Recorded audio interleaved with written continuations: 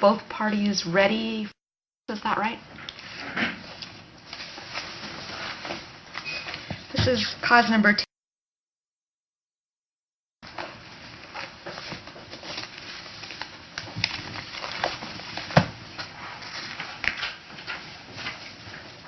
Okay, and I'll have each of you please raise your right hands. Do you swear or affirm to tell the truth, the whole truth, and nothing but the truth? I do. Okay, and for purposes of the record, starting with Ms. Remus, since she's the petitioner, Actually, you're always the petitioner. It doesn't okay. change. I'll have you state your full name for the record. Okay, and ma'am, would you state your name? Okay. And I understand that this is Ms. Perkins' request to modify the final residential schedule entered after trial before Judge Orlando back in July of 2011. First question I had, and it looks like Ms. Perkins did file the petition to modify the parenting plan on November 7th. Were the 2 named fathers served with your petition? No, I don't even know where his father is. We have an agreement that if I don't go after child support, then he'll stay away. Okay. They still were named as parties in this case, so they would need to be served by some mechanism before I could even proceed on the issue of adequate cause. So they would have to be served because they were named as potential fathers in the non-parental custody matter. I don't even know how to get a hold of him. You could potentially make a request to have them served by an alternative method besides personal service, but that would be up to you. But I wouldn't be able to proceed until they have notice of what you're trying to do. Okay, so not involved in this at all. He's not the father. I don't even know why she put him down. Okay, well, I have to, and I wanted to ask you, I have to run the names and dates of birth of anyone over the age of 18 in either one of your households. Mm-hmm. So is he, and what's his... No. Okay, no. Okay. And they weren't actually involved in the first hearing either. Okay, I'm assuming it was probably done with regard to them by default, but because there's a new action filed by Ms. Atkins, there has to be notice to those 2 people. So, and it looks like you got this set on short in time because it's not even 20 days since it was filed. Right, because I have to leave back to Idaho tomorrow. Okay. But I can't waive the 20-day requirement by law, and then by law, the 2 named fathers have to be served with your petition also. So how long do you think it'll take you to get the service issue on the fathers resolved? Because I'll have to continue the adequate cause hearing until they're actually served. Sure.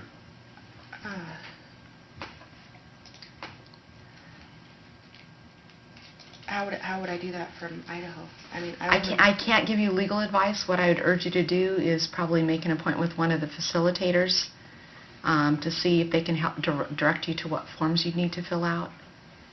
You can also get forms online. So my clerk's giving you that information, but I can't tell you what to do on how to proceed on your case. Okay. Am I able to, is there a way that, for after I serve, because I got, and I did a DNA test, not through the courts though. Mm-hmm. So it did show that he was the father. After I find a way to serve him, is there a way that we could do the adequate cause, long distance, through Skype or on the phone or something? Or well, you can make a request for a court call. There's a cost associated with participating by court call. And if you're participating by court call, you have to have all your orders submitted in advance to the court, and so the other party can then use those orders to fill out whatever oral ruling the court makes. So how long do you think, and Mr. we'd have to establish him as a father, and so that would be a separate process, but both of them have to be... He's really bad news. I'm sorry? I said he's really bad news. Okay. I mean, I mean, that's the one thing that me and Some my of brothers the may agree evidence on. I presented at the hearing before the final custody hearing showed how violent and dangerous he is. Neither one of them were involved in any way, shape, or form in that hearing, and we weren't required to serve them because of the stuff that was going on before, especially with before the final hearing, because they've both been notified, and I showed evidence that he was told that if he doesn't, if he will leave her alone, then she won't go after him for child support, and he made no efforts after that whatsoever to have any contact with the child. And I've showed that I've contacted him several times to let him know that we were going to be in court, and if he wanted to petition for custody of Javante, he needed to come, and he at no time made any response. So we weren't required to have them involved in any way. So they weren't involved at all. Well, right, and I understand, but this is a new matter filed by your daughter, and so the people that were named in the original matter are still parties. They weren't dismissed from the case, so they have to still be served with the documents. Is there any way to take their names off of it? You'd have to make a motion, and it'd have to be a separate written motion, and it probably would have to be done before the assigned trial department. So the issue now is what would be a new date to allow you to resolve some of those issues. Man.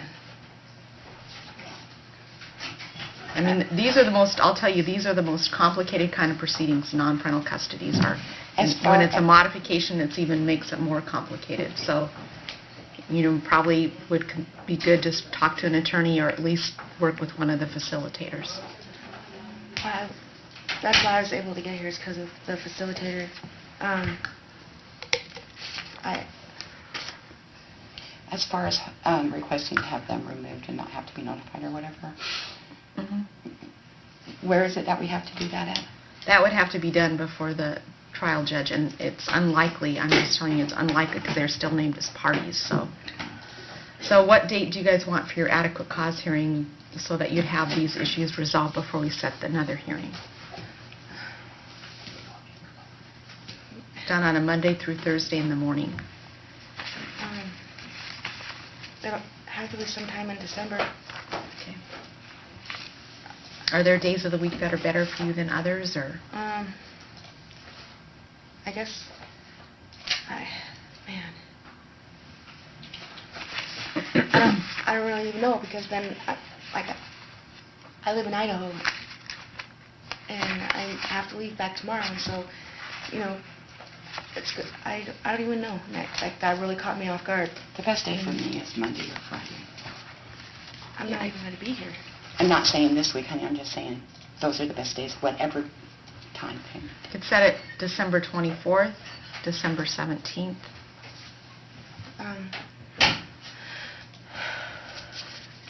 Do you have the 11th still available? I have, or like the 12th or something, because since this one obviously isn't working out, I have something else set for December 11th, I believe it is. I think that's the trial that we're December 11th for another adequate cause in case this one didn't work out, is what the facilitator was, I think, explaining to me. Okay. And you'll have, the fathers will have had 20 days from the time they're served to respond, or if you're serving by mail, it's much farther out. I'm gonna have to do by mail. Then it would have to be a lot longer than that period of time, because we're talking 60 days from the time that mail. 2 more months?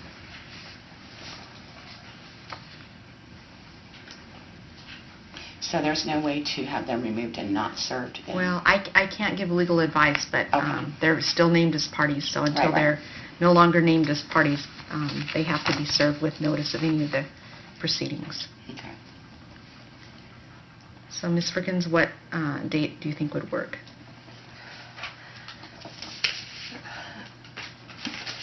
I guess it's going to have to be 60 days. I mean... You already have the 11th. I can put it for the 11th, but well, I know, the likelihood of it me seeing a occurring person is not a good idea. Mm-hmm. Well, you wouldn't serve him. It would have to be somebody else. Right. I'm gonna have to mail him. And you have to get an order allowing you to serve by mail.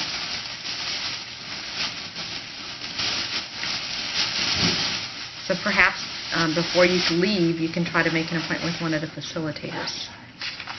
Mhm. So do you want us to strike the date for December 11th, because you already have that, and then set a new date? Yeah. Okay. So let's see. And do you want me to do it as if you were going to serve by mail then? Yeah. Okay.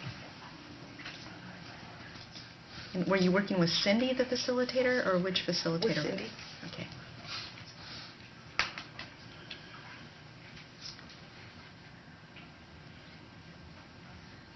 So I'd be looking at a date in January. Can we make it for February? For February? Yeah, beginning of February. Sure. Do you want it on the 4th? February 4th? That's a Monday? Yeah, that works for me. Okay.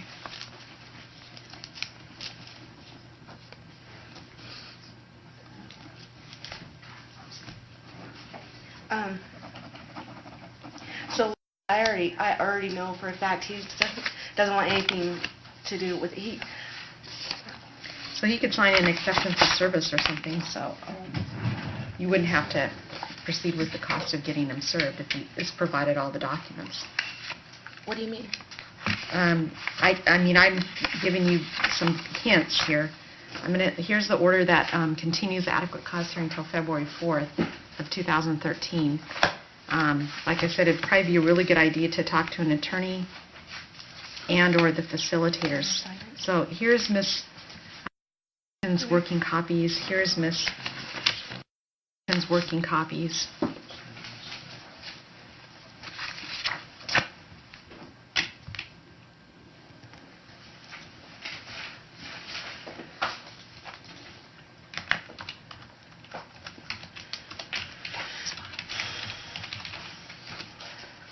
So if I get something for Lorenzo to sign, say that he's not involved in this, then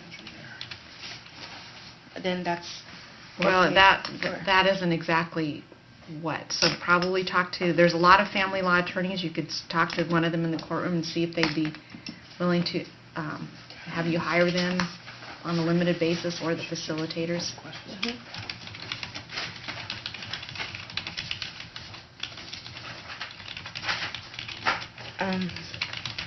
What is all of this?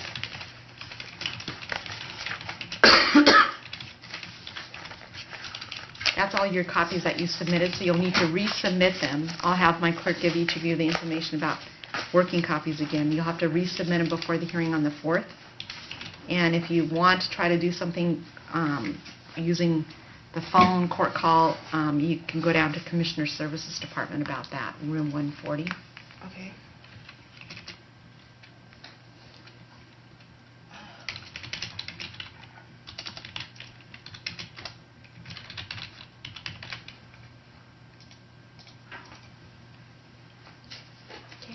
So I'll have you each take a seat.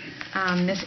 Anderson, you'll need to go to the clerk's office and e-file your note for Commissioner's calendar to get the February 4th date set. Do you want us to strike the December 11th date to free up that date for other people that are ready? Yes. So we're going to strike the December 11th date, and we're continuing the adequate cause hearing until February 4th.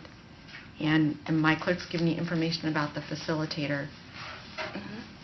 Where do I need to go?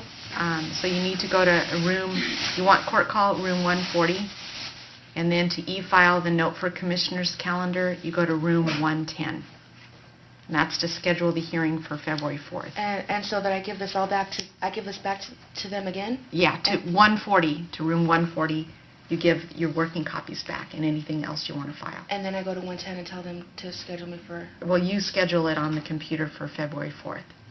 Oh. Okay. Okay.